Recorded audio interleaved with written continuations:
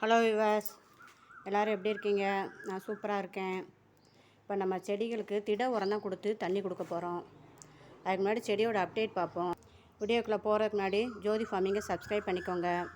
அதில் ஆளுங்கிற பெல்லைக்கான கிளிக் பண்ணிக்கோங்க. அப்புறம் தான் போடுற வீடியோ உங்களுக்கு உடனே நோட்டிஃபிகேஷனாக கிடைக்கும். வாங்க வீடியோக்குள்ளே போவோம். இங்கே பாருங்கள் விவாஸ், 7 days ரோஸாக 2 பதியம் போட்டிருக்கேன். ஒருத்தவங்க பக்கத்தில் இருக்கவங்க 2 பேர் கேட்டாங்க. இதில் ஒரு பதியம் போட்டிருக்கேன், இதில் ஒரு பதியம் போட்டிருக்கேன். 40 நாள் 45 நாள் ஆகணும் அது வேர் விடுறதுக்கு. மல்லிகைப்பூ பதியம் போட்டோம்ல, அதேமாரி நம்ம ரோஸையும் பதியம் போட்டுக்கலாம். நான்கிட்ட நாட்டு ரோஸ் ரொம்ப வளைஞ்சி தரையோடு போச்சு, ஒடிச்சு கீழே விடுறதுப்பெல்லாம் அதையும் பதியம் போட்டிருக்கேன். எவ்வளோ சூப்பராக போட்டிருக்கேன் பாருங்கள். இன்னொரு 45 நாள் கழித்து உங்களுக்கு அந்த வேர் வந்ததை எடுத்து காமிக்கேன். கட் பண்ணி விட்டோம்னா தனி செடி ஆயிரும். அதுக்கு முன்னாடி நம்ம கொஞ்சம் மல்லிகைப்பூ ஒரு 5-6 பூ இருக்குது. மல்லிகைப்பூங்க பாருங்கள் எவ்வளோ சூப்பராக இருக்கும் பாருங்கள். ஒரு பூவும் எவ்வளோ பஞ்சாக வந்திருக்கு பாருங்கள். செம்மையாக இருக்குது மல்லிகைப்பூலாம், நல்லா பெருசாக இருக்குது பாருங்கள். இது காரணம் நம்ம இயற்கை உரம் போடுறதுனால தான். நம்ம கடைகளில் வாங்குகிறோம்ல அந்த மாதிரி இருக்குது பார்த்திங்களா. இப்போ நம்ம என்ன கொடுக்க போகிறோன்னா மாட்டு சாணத்தை தொழு உரமும் அது கூட கொஞ்சம் சாம்பலும் தான் கொடுத்து விட போகிறோம். இந்த பக்கத்தில் செடி களை எடுத்தாங்க, எல்லாம் எடுத்து அதெல்லாம் போட்டு எரித்தாங்க. அந்த மரங்களாக இருக்குது பாருங்கள், கீழே இருக்கெல்லாம் எடுத்து விட்டு எரித்தாங்க. அவங்ககிட்ட வந்து கொஞ்சம் சாம்பல் வாங்கி வச்சுருக்கேன். மாட்டுச்சாண தொழு உரமும் மாட்டுக்காரங்கிட்ட கேட்டு வாங்கிட்டு வந்திருக்கேன். அதனால் இதை கொஞ்சம் நம்ம மாட்டுச்சாண தொழு உரம் கொஞ்சம் மல்லிகைப்பூ செடி, ரோஜாப்பூ செடி எல்லாத்துக்குமே இதை என்ன செஞ்சு விட்டுறலாம், கொடுத்து விட்டுறலாம். செடி கொடுத்துட்டு என்ன செஞ்சோன்னா தண்ணி ஊற்றி விட்டுறணும். தண்ணி ஊற்றி விட்டோம்னா சரி அப்படியே நல்லா என்ன செய்யும், செடி நல்லா சிறப்பாக வரும். மல்லிகைப்பூ இப்போ நல்லா பூக்குது பார்த்திங்களா, நல்லா பெருசாக வரும். நீங்களும் இதை ஃபாலோ பண்ணுங்கள்.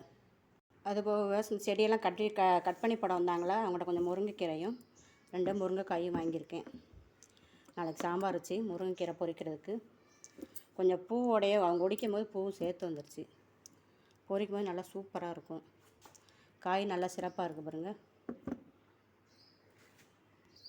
இந்த செடியில் மிளகாலாம் நல்லா பருசாக ஆயிடுச்சு பாருங்க.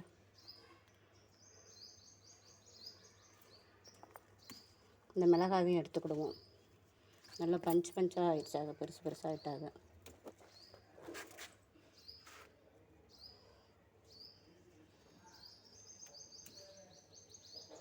இந்த 3 மிளகாவும் பாருங்கள் எவ்வளோ நல்லா பெருசாக தரமாக இருக்கும் பாருங்கள். நல்லா மற்ற கொஞ்சம் ஒல்லியாக கிடக்குது. அதெல்லாம் நான் ஒரு 2 நாள் கழித்து நம்ம பறிச்சுக்கிடுவோம். இன்னைக்கு தேவைக்கு இது போதும். எல்லாருமே வீடியோவை ஸ்கிப் பண்ணாமல் பாருங்கள். நாட்டு ரோஸு பதியம் போட்டு தரேன்னா வேண்டான்றாங்க ஆளுங்க. ஏன்னா நாட்டு ரோஸ் வந்து உதிர்ந்துருமா, பன்னீர் ரோஸு 7 days ரோஸ் தான் வேணும்னாங்கன்னு செடி பதியம் போட்டிருக்கேன். செடி நல்லா சிறப்பாக வந்துடும். வீடியோ பிடிச்சா லைக் பண்ணுங்கள், சப்ஸ்கிரைப் பண்ணுங்கள் ஜோதி ஃபார்மிங்கை. அதோடு நம்ம சேனலில் ஜெர்சி மாறன் வேல்டுன்னு ஒரு சேனல் ஆரம்பிச்சிருக்கோம். அதையும் சப்ஸ்கிரைப் பண்ணுங்கள், கமெண்ட் பண்ணுங்கள். இங்கே பாருங்கள் எவ்வளோ மொட்டு வச்சுருக்கோம் பாருங்கள். இது நித்தியமல்லி நிறைய பஞ்சாக நிறைய மொத்தமாக மொட்டு வச்சுருக்காங்க. அதோட பாவக்காயும் அடுத்து நிறையா கிடக்க ஆரம்பிச்சிட்டாங்க. இங்கே பாருங்கள் சுண்டக்காய் செடி எவ்வளோ நல்லா சூப்பராக வருதுன்னு பாருங்கள், செழிப்பாக. நம்ம என்ன வச்சாலும் வந்துடுது, வைக்கிறதுக்கு தான் இடம் வேணும். செடி வளர்க்குறதுக்குனே தனியாக இடம் வாங்கினா நல்லா தான் இருக்கும். கடவுள் தான் வழி காமிக்கணும். எல்லா செடியும் எவ்வளோ சிறப்பாக இருக்குன்னு பாருங்கள். இந்த பாருங்க, இதுலேயுமே அடுத்தாப்பில் கல்வாழை பூக்க போகுது. 3 இடத்துல கல்வாழை வச்சுருக்கேன். என்ன செய்யன்னு தெரியாமல் இதுலேருந்து விட்டுருக்கேன். இது நல்லா பெருசாக வளர்ந்து பூத்துக்கிட்டே இருக்காங்க. இந்த தக்காளி செடி பாருங்கள், நிறைய பூவும் காயும் வந்து அப்படியே சாஞ்சிருச்சு. நான் கம்பு வச்சும் கட்டி பார்த்துட்டேன், நிற்க மாட்டேக்குது. அவ்வளோத்துலேயும் காய் பிஞ்சு இறங்கியிருக்கு. இது நாட்டு ரகமா இல்லை ஆப்பிள் தக்காளியான்னு தெரியல. காய் வந்த பிறகு தான் தெரியும். தேங்க்யூ.